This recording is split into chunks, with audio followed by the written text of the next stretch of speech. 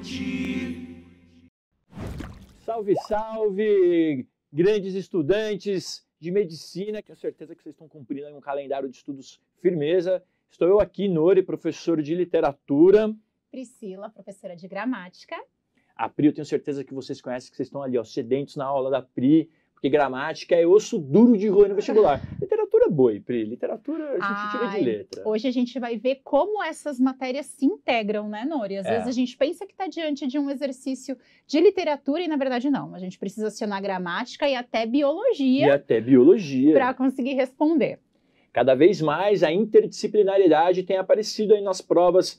A Unicamp a gente já sabe que é um modus operandi. E a FUVEST também está caminhando para esse sentido, e claro, a Unesp não vai ficar de fora. Então, inclusive, esse exercício, não me engano, é a Unesp. É a Unesp, esse. Né? Uhum. Então, você que aí é rei, rainha da biologia, deve gostar desse exercício. A gente colocou especialmente para os mediciners do estúdio. E espero que ajudem a gente a resolvê-lo, né? Porque, olha, eu, sinceramente, né, de letras, não entendo muito de biologia, não. Bora lá, então? Bora lá. Então, pessoal, hoje nós justamente viemos mostrar essa interdisciplinaridade que acontece nas provas de linguagens, né? Então, aqui nós separamos exercícios da FUVEST e da Unesp, né? Se não me engano, e a gente vai ver como essa interdisciplinaridade está cada vez mais presente, como o Nori falou. A gente vai ver tanto figuras de linguagem, quanto ordem direta e indireta das frases, quanto interpretação textual propriamente dita, né, para conseguir resolver esses exercícios. E o primeiro deles já é logo de Drummond, né? Já é do nosso maior poeta brasileiro de todos os tempos. Acho que vocês já vão acompanhar aí daqui a pouquinho na tela, né? Isso, a hora que a produção joga na tela pra gente. Bom, você sabe que Alguma Poesia do Carlos Drummond de Andrade é uma leitura obrigatória da FUVEST. E, por consequência, a Unesp, por exemplo, pode colocar textos de Alguma Poesia, isso sempre, né, eles aproveitam ali a lista de obras, embora não tenha uma lista específica, eles aproveitam as leituras tanto da Unicamp quanto da FUVEST e, obviamente, outras do repertório nacional para acionar ali na prova. O Drummond está há bastante tempo, Pri, nessas listas. Já teve Claro Enigma, já teve Sentimento do Mundo, né, enfim, a cada 3 anos muda o título, mas o Drummond permanece. Né? E como exímio poeta, manjava muito de língua portuguesa. Exatamente. E é isso que a gente vê retratado mesmo na forma como ele escreve e nas temáticas que ele aborda, né? Então a gente vê que algumas sutilezas da maneira como ele escreve estão diretamente ligadas à gramática. Então não dá para a gente dissociar, né, literatura, gramática, de interpretação, né? E esse poema especificamente, ele retrata bem isso, né? Tanto na forma como ele elabora os versos, quanto o sentido proposto a partir dessa elaboração. E tem uma curiosidade aí, o Drummond foi expulso de um colégio de padres, porque brigou justamente com o padre que dava aula de gramática. Juro que eu não sabia dessa. Ele discorda do padre e aí, por insubordinação, ele é expulso do colégio ali no começo do ensino médio. E aí vai ter que terminar em outro lugar. Uau! E aqui, até, né, pegando esse gancho, é importante a gente contextualizar em que época Drummond escrevia, né? Então a gente está falando do começo do século XX e essas informações de contexto histórico e até essas curiosidades, né, que o Nori trouxe ajudam a gente a resolver os exercícios também. Aqui, especificamente, a gente vai precisar dessa informação para conseguir eliminar um dos distratores, senão a gente pode se embananar para resolver. É verdade, o Alguma Poesia foi lançado em 1930. Então, o que faz a gente já deduzir que foi escrito ali entre 20 e 30, entre 15 e 30, enfim. Né? Até 1930 foi quando esses poemas foram feitos. E aí vamos então à análise aqui dessas estrofes, né? Vejam só, a gente vai perceber que há uma sucessão, né, de frases nominais, ele vai citando pessoas, ele vai usando poucos verbos ao longo desse poema, mas isso tem um motivo. Então veja que ele começa logo dizendo 3 meninos e 2 meninas, sendo uma ainda de colo, a cozinheira preta, a copeira mulata, o papagaio, o gato, o cachorro, as galinhas gordas no palmo de horta e a mulher que trata de tudo. Se a gente for parar para pensar, quantos verbos tem aí, né? Quase zero. É uma sucessão de nomes e descrições que ele vai fazendo, né? E na segunda estrofe, Isso continua. Então, a espreguiçadeira, a cama, a gangorra, o cigarro, o trabalho, a reza, a goiabada na sobremesa de domingo, o palito nos dentes contentes, o gramofone rouco toda noite e a mulher que trata de tudo. Então, novamente, o mesmo verso, finalizando a estrofe, né? Atenção a esses detalhes, né? E, por fim, o agiota, o leiteiro, o turco, o médico uma vez por mês, o bilhete todas as semanas, branco, mas a esperança sempre verde. A mulher que trata de tudo e a felicidade. Massa demais, foi massa. E aí tem um detalhezinho aqui, o gramofone, se você não se lembra, se você não tem um aí na sua casa, se você não é um colecionador de antiguidades, é um instrumento que tocava disco, né, com uma única cornetinha ali de alto-falante. É bem característico do final do 19 e começo do 20 mesmo, já situa, né, historicamente o poema. Nossa, isso lembrou a vitrola da minha mãe, que Vitrolinha. Já é mais avançada um pouquinho, mas uma vitrolinha de madeira. É uma boa lembrança, é uma vitrola, o gramofone é uma vitrola mais antiga, muito bom. Bom, então vamos ver o que esse exercício nos pedia, né? Então, o comando é bem sucinto, né? No poema de Drummond, a gente tem que ver qual dessas afirmações é a correta. Vamos por eliminação, Nori, ou a gente já vai direto para a correta e depois comenta as eu acho demais? que por eliminação, né? Vamos por eliminação? A gente vai passo a passo. Fechou. Então vejam só aqui na letra A, né? A hierarquização dos substantivos que compõem a primeira estrofe tem a função de situar essa família na sociedade escravagista do século XIX. Aqui entra naquilo que a gente comentou sobre contexto histórico, né? Ok, a gente pode começar a ler a alternativa e ver, ok, os substantivos, primeira estrofe, verdade, tinha um monte de substantivo, tinha um monte de adjetivo. Só que o que invalida essa alternativa? Uma das coisas que a gente já poderia eliminar logo de cara é que a gente não está falando do século XIX, né? Isso. A gente está falando do início do XX. Então, por isso a gente comentou da importância de saber o contexto histórico que o poeta está retratando, né? E se me permite voltar aqui um pouquinho no poema, a gente percebe o seguinte, ó, 3 meninos, 2 meninas, sendo uma ainda de colo, a cozinheira preta, aí é que ele tenta pegar no distrator. Tem uma cozinheira preta, então, na verdade, a escrava. Mas aí, conhecendo a sociedade brasileira, que aboliu ali no final do 19, 1888, não esquece, a abolição da escravatura. Mas qual era a opção, então, para as pessoas pretas, se não continuarem trabalhando, né, em o que a gente chama de subempregos, para conseguir se manter? Muitas vezes nas casas dos próprios patrões. Né? A copeira mulata, o papagaio, né? Aí você vê que tem a copeira, enfim, de novo a questão racial se apresenta aí, o papagaio, o gato, o cachorro, as galinhas gordas no palmo da horta e a mulher que trata de tudo. Então você pode pensar, ela é a dona da casa, que tem, né, as escravas. Na verdade, ela não vai ter escravas aqui. A gente vai perceber, até por conta do que a Pri já falou, do contexto histórico, que na verdade são empregadas, mas estão ali, ó, facilitando a ideia de que você, de alguma maneira, coloque essa alternativa.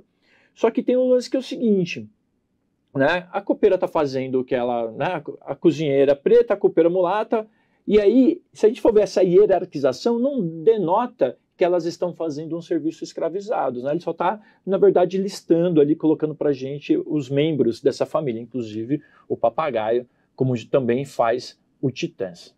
Exatamente. Então, se a gente faz essa análise, a gente consegue eliminar A. Agora, se a gente está com pressa, se a gente está numa leitura ali mais desatenta, ok, apareceram substantivos, escravagista, século XIX. Cansado na prova, né? Tá aqui. Ou não entendi o texto.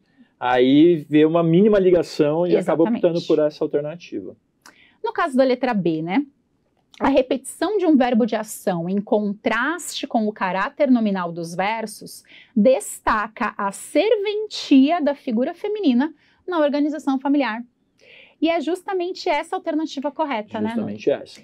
Como a gente comentou, ó, vou voltar lá também para a gente analisar, há versos quase que totalmente nominais, né? Como a gente comentou. Só que ao final de todas as estrofes, nós temos a mulher que trata de tudo, né? Então, esse verbo tratar, resolver, cuidar, né? Então, é a mulher que está fazendo aquilo ali acontecer. É a mulher que está girando aquilo ali. E aí tem essa hierarquização de uma sociedade patriarcal, machista, enfim, a gente vai perceber, inclusive no final, quando o palito no dente feliz ali, né, enfim, no sorriso, a gente sabe que essa é uma prática nada elegante, mesmo quando você coloca a mãozinha na frente aqui, né, dos homens. Mas, lá na primeira estrofe, a gente tem um verbo ser ali, um sendo, mas como está, né, no gerúndio, passa para uma forma nominal do verbo. E a gente, de ação mesmo, a gente vai ter o verbo tratar, né, no sentido de cuidar das coisas. Então, é aí que mora o pulo do gato. Exatamente. Enquanto o restante das coisas está acontecendo, é a mulher que está ali trabalhando para que aquilo aconteça, né? Então, por isso a gente vê justamente essa serventia da figura feminina, né? Ela que está cuidando, enquanto o homem está lá, como o Nori muito bem colocou, palitando os dentes, cuidando do restante, a mulher está lá nas tarefas domésticas, né? Cuidando do restante. E o poema vai acabar de uma maneira irônica, né? E a felicidade. Exatamente. Drummond alfinetando ali com um palito de dente, na verdade, palitando a gente. Mas analisando aqui as demais, né, só para a gente ver o motivo das incorreções, no caso da C, né, a ausência da menção direta ao homem produz um retrato reativo, então cuidado com alguns elementos. Olha, essa palavra aqui já mata, já invalida a alternativa. Um retrato reativo à família patriarcal, por salientar o protagonismo social da mulher. Então aqui ele brinca, né, a mulher que está tratando de tudo, né, como se a mulher estivesse comandando, mas não, ela não está comandando, ela está servindo, e não há uma reação à família patriarcal aqui nesse contexto, é justamente uma família envolvida nesse sistema patriarcal. E aí, mais uma vez, se você não entender o texto, ele pode te pegar como distrator. Uma boa questão de linguagens, cada uma das alternativas vai te dar alguma ligação com o texto, e se você não souber exatamente, nesse caso que o enunciado não te pede algo muito específico, é a sua compreensão global do texto e também do núcleo dele é que vai te dar a resposta correta. E aí você vai ver o termo patriarcal, você vai ver reativo, olha, reativo ao patriarcal, olha só que bonito, faz sentido, o Drummond era muito crítico, então talvez... Salientar o protagonismo, toda estrofe tem a mulher que trata de tudo, a mulher que trata de tudo, né? Ele salienta de fato o papel dela, mas não como protagonista numa reação contra o patriarcado. Na verdade, como protagonista dentre, né, as pessoas que estão servindo. Exatamente. Né? No caso da D, o modo como os elementos que compõem a terceira estrofe estão o modo como os elementos que compõem a terceira estrofe estão relacionados permite inferir prosperidade econômica familiar. Vamos lá na terceira estrofe para a gente dar uma olhada. Então, ele começa falando do agiota, né? Então, o agiota, o leiteiro, o turco, né? Tudo isso vai trazendo esses elementos, né? O médico uma vez por mês, o bilhete todas as semanas, branco, mas a esperança sempre verde. Então, aqui, na verdade, é uma sucessão de ironias, né? Não há uma prosperidade econômica, muito pelo contrário, né? E há, no final, como o Nori já falou, o fingimento da felicidade, né? Que não era uma felicidade genuína. E aí tem um elemento que eu gosto de destacar para a gente analisar a poesia de maneira bem rápida. A gente tem que ficar muito atento ao que se repete e também ao que destoa. O que se repete nessa estrutura nominal, a listinha de substantivos, o versinho final, a mulher trata de tudo, que vai ser interrompido lá no final do poema, né? Não vai ter esse verso de novo. Tem uma exclamação no bilhete branco, que é o bilhete da loteria, ou seja, eles não ganharam na loteria, eles não ficaram ricos. Se você também não sabe, isso é bom. Se você não sabe, isso me deixa feliz. Entre aspas. O que é agiota? Agiota é o cara que empresta dinheiro a juros, de uma maneira não muito delicada. Ele vai te cobrar se você não pagar, tá? E aí o leiteiro também tem que pagar. O turco, acho que o turco aí tá ligado a alguma coisa de comércio, né? De fazer, né? Possivelmente, ainda mais para a época, né? Também. Né? Geralmente ligado a isso. O médico uma vez por mês, porque tem as crianças, tem que cuidar, etc, né? E o bilhete todas as semanas, ou seja, esse cara joga na Mega Sena da época, na loteria da época, toda semana. E por que o bilhete branco? Ou seja, não conseguiu ganhar. Mas a esperança é sempre verde, porque ele joga toda semana. Ele continua, tem a esperança de ganhar um dia.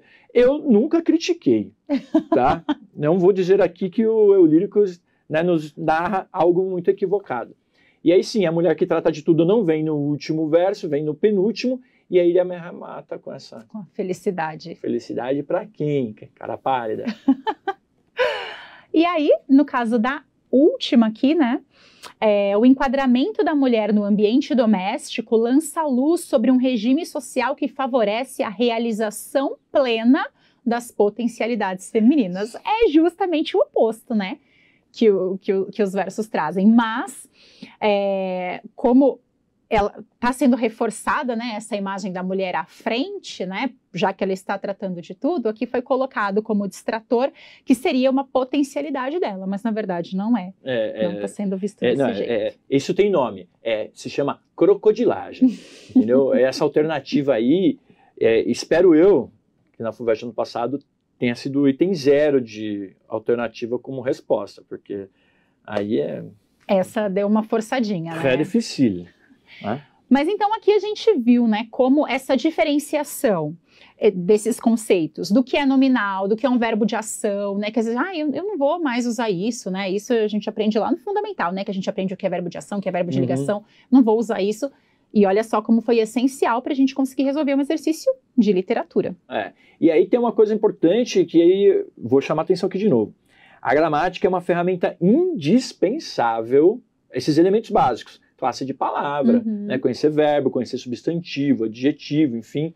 É indispensável, é uma maneira instrumental de a gente conseguir... Ninguém precisa ficar decorando tudo, mas ter uma noção bem fundamentada disso é importante para quando esses termos aparecerem numa alternativa, num enunciado, a gente sabe do que está se tratando, né? Senão a gente fica ali meio que no feeling e isso pode derrubar. Num curso concorridíssimo como é o de medicina, uma alternativa errada ali, né, uma questão que você erra, vai te derrubar na classificação. Então, por favor. E outra, depois você vai ter que se comunicar com o mundo. Tem que dominar o básico. Ninguém precisa ser o Bechara aqui, mas tem que dominar o básico, sim. Exatamente. Pelo menos as classes de palavras a gente precisa saber diferenciar. E a gente vai ver um aí que tem a famosa ordem direta, que é importante também, básico. Vamos para o próximo aqui, então. Aqui nós temos uma canção, né, de Dominguinhos. A cara do Nori, eu não sei porquê, eu achei Adorei. A cara do Nori. Adoro essa canção. Essa canção. O Gilberto Gil grava essa música no acústico, escutem. Acústica MTV Gilberto Gil, maravilhosa. E daí ele diz o seguinte, você quer cantar, Nori? Não, creio que não. Eu fico tímido. Eu vou declamar, porque cantar eu também não canto, tá? Então vamos lá. Traga-me um copo d'água, tenho sede. E essa sede pode me matar. Minha garganta pede um pouco d'água e os meus olhos pedem o teu olhar. Ai, meu coração! A planta pede chuva quando quer brotar. O céu logo escurece quando vai chover. Meu coração só pede o teu amor. Se não me deres, posso até morrer. Olha que legal, hein? Pois é. Na sequência, veja, aqui nós já temos um comando, né, um pouco mais contextualizado. Então, a canção menciona a escassez de água, que pode afetar tanto os animais quanto as plantas. Um hormônio humano e um hormônio vegetal que atuam para a economia de água nesses organismos e uma figura de linguagem que aparece nesses versos são respectivamente. Então, tudo o que o outro comando não direcionava, esse direciona, né? Esse a gente precisa exatamente saber essas nomenclaturas para conseguir resolver. Como eu falei, biologia não é o meu forte, né, Nori? Eu dei uma pesquisadinha aqui para a gente conseguir. Temos uma colinha aqui. Temos uma colinha para conseguir responder. Mas acho que a gente pode começar, então, pela parte das figuras de linguagem. Acho que é justo. Acho que vai ficar mais fácil de eliminar. Voltando aqui, né? Tem dois momentos em que a gente percebe uma figura de linguagem aí sendo usada, né? Quando ele diz, traga essa sede pode me matar e se não me deres, né? O meu coração só pede o teu amor, se não me deres posso até morrer, né? Nós vemos aí tudo bem, que alguém pode morrer de sede, mas tem uma carga expressiva nisso, né? Você sabe que você que é de biologia, pelo menos uns 4 dias sem tomar água, a gente aguenta, né? Então tem aquela figura do exagero que é a hipérbole, né? A gente tem uma hipérbole presente aqui. E sabendo que se trata de uma hipérbole, a gente já consegue eliminar 3 alternativas. Aí, né? Pleonasmo aí já vão tudo embora. A gente já fica só entre 2, porque relembrando, né, o pleonasmo seria uma repetição, né, uma repetição desnecessária.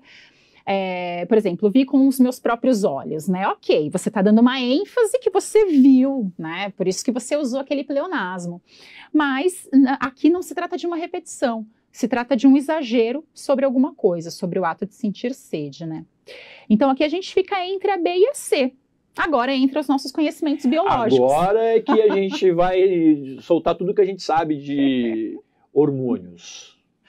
E trouxemos, portanto, uma colinha para conseguir chegar à alternativa B, né? Então, nós estudamos aqui, olha só, que o hormônio humano que atua na economia da água é a vasopressina. Será que a Lari está assistindo a gente para ficar orgulhosa? A Lari podia estar aqui para invadir nossa live e já fazer uns desenhos muito loucos nessa lousa, né? Já podia ter combinado isso. Porque daí a gente viu que esse hormônio age quando a concentração de água no sangue cai e ele tem a função de diminuir o volume de urina excretado, ou seja, ele é antidiurético, né? Enquanto o diurético faz eliminar, esse vai segurar, regulando essa reabsorção de água pelos rins.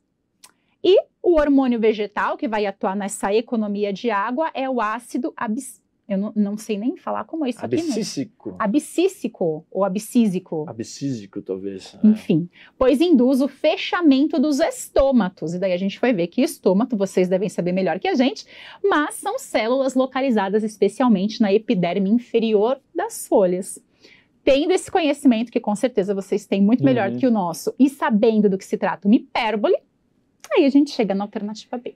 Eu conversei com um colega de biologia, ele me falou algo do tipo, cara, não precisa nem conhecer os dois, né? Mas também conhecendo ali o lance da tiroxina e a giberelina, então você tem 2 opções aí. Bom, eu sei que esses hormônios não são dessa função, então por exclusão eu vou para o outro. Ou conheço um desses daqui. Bom, aqueles lá não são, também por exclusão eu acabo optando pela B.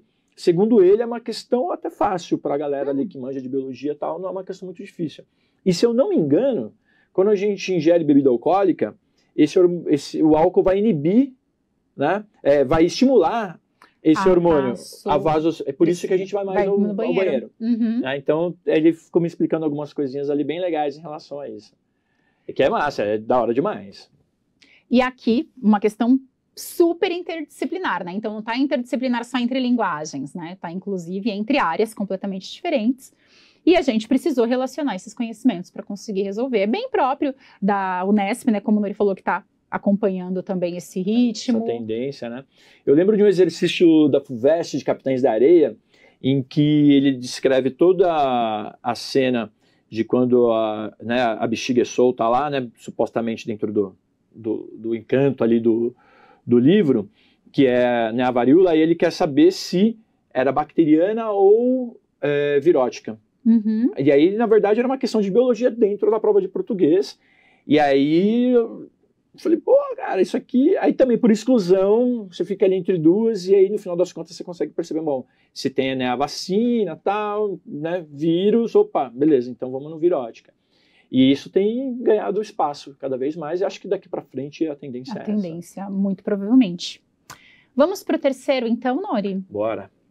Esse aqui é um da FUVEST, 2023 também, bem fresquinho, e uma tirinha, né? As tirinhas, as charges são cada vez mais frequentes também. Essa aí, né, você deve lembrar, você está acompanhando aí, o gênero misto, quando a gente tem imagem e também palavras, e o gênero tirinha especificamente, como a Pri falou, é recorrente. E o Armandinho é quase um herói nacional, né? Impressionante, aparece em tudo quanto é vestibular. E daí ele tá lá com o pai dele, né? Como sempre, trazendo as problematizações. E aqui ele diz o seguinte, né? Pode detonar o patrimônio público, pai? Quê? Claro que não, filho. Avariar lixeiras e placas de trânsito é crime. E daí o Armandinho sempre com as boas sacadas, né? Mas e hospitais, universidades, florestas estatais, né? Será que isso pode, né? Muito bom. E daí o comando pede, né? Os verbos detonar e avariar no texto são exemplos do quê? Então aqui, não a gente não precisa necessariamente se prender ao sentido desses verbos, mas entendê-los nesse contexto, né? Por que eles foram usados e por que talvez tenha ocorrido uma diferença de interpretação do que o Armandinho falou para o que o pai compreendeu, né? Vamos por eliminação de novo, então? Vamos, acho que é legal. Então, no caso da letra A, né, usos linguísticos próprios de gêneros da área jurídica. Mas aqui a gente não tem um gênero da área jurídica, eles não estão falando sobre... Ele está lendo ali um jornal, né? Então, não há nada que remeta a esse universo jurídico.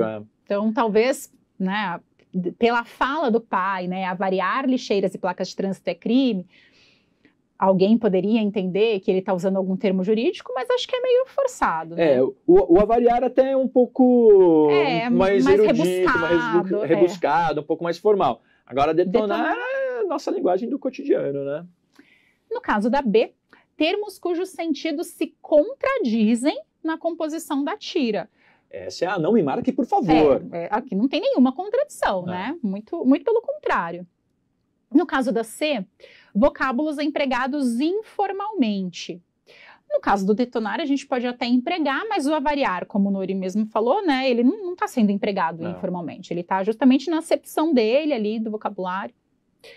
No caso da D, recursos linguísticos inadequados à situação de comunicação. Aqui também não há uma inadequação a partir do momento que está havendo essa compreensão entre eles, né? Então, essa eu acho que está até fácil ir por exclusão, né? E é uma conversa entre pares, né? O pai e o filho, seria muito difícil que houvesse uma inadequação aí. Então, chegamos à alternativa E, né? As escolhas vocabulares associadas ao contexto de cada personagem. Então, o Armandinho, né, usou o detonar, né? Pode detonar o patrimônio público, pai? E daí o pai responde que avariar as lixeiras e as placas de trânsito é crime. Mas aí o Armandinho vai muito além, né? Ok, então lixeira e placa de trânsito não pode, mas os hospitais, os universidades, pode. Né? Então é justamente essa escolha ocasionada pelo contexto de cada um. E aí ele coloca o pai em xeque, né? Porque o vândalo, a gente adora pichador, a gente adora falar que essas pessoas têm que ser presas, que não sei o quê, que é um bando de vagabundo, etc e tal. Mas quando a coisa acontece num outro nível da sociedade, num outro extrato social, que é com patrimônio público de fato, que custa, né, que vale muita grana e que traz benefícios, aí as coisas não têm a mesma rigidez, a lei não se aplica da mesma forma, né? Isso está implícito aí, e aí para bom entendedor, uma tirinha basta. Exatamente. E agora a gente está chegando no nosso último exercício de hoje, né, Nori? Sim. Vamos lá. Da Unesp 2020, um soneto do Cláudio Manuel da Costa, e daí a gente precisa dele para conseguir responder. E nós temos... E aqui vale uma observação, Pri, também. O Cláudio Manuel da Costa é um poeta árcade, e olha, é impressionante como ele aparece. Enem tá sempre lá, um ano sim, um não, um sim, dois não, mas ele tá. FUVEST traz... Bom, a FUVEST agora tem Marília de Dirceu como leitura obrigatória, então, né, inevitavelmente deve cair alguma coisa de arcadismo, né, o próprio Marília de Dirceu. E a Unesp é dos vestibulares aí, estaduais, paulistas, que mais traz o conteúdo do ensino médio. Então, literatura é linha do tempo ali. O cara vai te falar do parnasianismo, vai trazer coisas muito ligadas a essa linha do tempo, a historiografia da literatura brasileira e portuguesa. Então, embora não haja as leituras obrigatórias, ele se valha de alguma coisa. Bom, no passado, por exemplo, caiu o Gregório de Matos, que tem, né, na leitura obrigatória FUVEST. E aí ele está sempre trazendo conteúdos que a gente já vê cotidianamente na escola, mas geralmente a gente fala, isso aí é fácil. Isso aqui é só ler, interpretar e boa. Português eu já sei, eu sou fluente. Né? E aí acaba sendo pego por uma questão um pouquinho mais complexa, como é o caso dessa. Vamos fazer a leitura de qualquer forma, né? Vamos lá, olha só. Onde estou, né? Este sítio desconheço. Quem fez tão diferente aquele prado? E tem todas essas inversões que acontecem, né, tornam até um pouco mais complexa a própria interpretação, né? Por mais que fosse só interpretar já se torna mais complexo quando a gente inverte a ordem direta. Tudo outra natureza tem tomado, e em contemplá-lo, tímido, esmoreço. Uma fonte aqui houve, eu não me esqueço, de estar a ela um dia reclinado. Ali em Vale, um monte está mudado. Quanto pode dos anos o progresso? Árvores aqui vi tão florescentes que faziam perpétua a primavera. Nem troncos vejo agora decadentes. Eu me engano, a região esta não era. Mas que venho a estranhar se estão presentes meus males com que tudo degenera. Bonito demais. Pri, eu vou aproveitar que a gente tem uma câmera virada para a lousa e vou fazer uma anotaçãozinha ali, se você me permite. Com certeza. Lá, s'il vous plaît, produção, se eu puder chegar aqui neste espaço reservado de saber, que é a lousa, né, completamente aberto. Pri, me corrija aqui, você que é a nossa grande sabedora da gramática. Meu conselho para os estudantes é o que eu sigo. Eu sei o básico, tá? Então, Modesto. a ordem direta, a ordem canônica de uma frase em língua portuguesa tá lá, né? Sujeito, verbo e os complementos. Podia ser SVOC, né? Objeto e complementos, enfim, mas os objetos aqui vão para lá. Então, quando eu estou dando aulinha ali para uma galera iniciante, primeiro ano do ensino médio, nono ano, aí diz, eu não entendo nada. Meu, acha o verbo. Achou o verbo? Pergunta lá. Quem? O quê? Aí você vai saber quem está falando, né? Quem é o sujeito e para quem está falando e o que está falando. E aí ele começa, onde estou? Ou seja, onde eu estou. A gente já tem aí, né, um eu, a primeira pessoa. Este ou esse? Este, né? Que ele está no próprio lugar. Sítio. Este sítio desconheço. Ou desconheço lá. Quem desconhece? Eu desconheço. Eu desconheço esse sítio. Este sítio. Então, quando a gente já coloca a coisa na... A gente está com dificuldade de ler, acha lá o sujeito, acha o verbo, faz a perguntinha para o verbo quem, acha o sujeito, e aí você vai achar os complementos. A partir daí, o texto se abre, no caso dos sonetos. Isso vale para soneto Arcade, Barroco, para o Camões, lá no classicismo, vale também para o parnasianismo, enfim, qualquer texto que você for ler, acha o ponto final, acha o verbo, tá? Pergunta quem, coloca ali numa ordem direta possível para você compreender, às vezes tem mais de uma ordem direta possível, então fique atento a isso, faz umas anotaçõezinhas ali para você entender. Está em primeira ou terceira pessoa, né? Quem é que verbo é esse? É um verbo de ação? É um verbo que indica estado? Enfim, aí você vai conseguindo entrar um pouco mais no texto. É claro, lá na FUVEST você vai ter um tempo para fazer as questões. Você já tem que chegar treinado para isso, então exercícios são fundamentais. E a leitura cuidadosa. Ler pouco e analisando os textos é muito mais eficiente do que ler muito, só para dizer que leu em quantidade. Qualidade aqui funciona muito mais. Vou voltar para o meu lugar. Perfeito, Nori, obrigada. Então, o Nori já mostrou pra gente do que se trata a ordem direta, né, que já vai ajudar, é justamente isso que a gente precisa para resolver esse exercício, que é entender sujeito, verbo, complementos, né? Essa vai ser a ordem direta. Então, vamos lá. Aqui o comando do exercício... Ai, socorro, olha, aqui, deu certo. O comando do exercício pede o seguinte, ó, está reescrito em ordem direta, e atenção, sem prejuízo de seu sentido original, porque tem isso também, né? Muitas vezes, quando a gente muda a ordem, a gente muda o sentido também do que a gente está falando.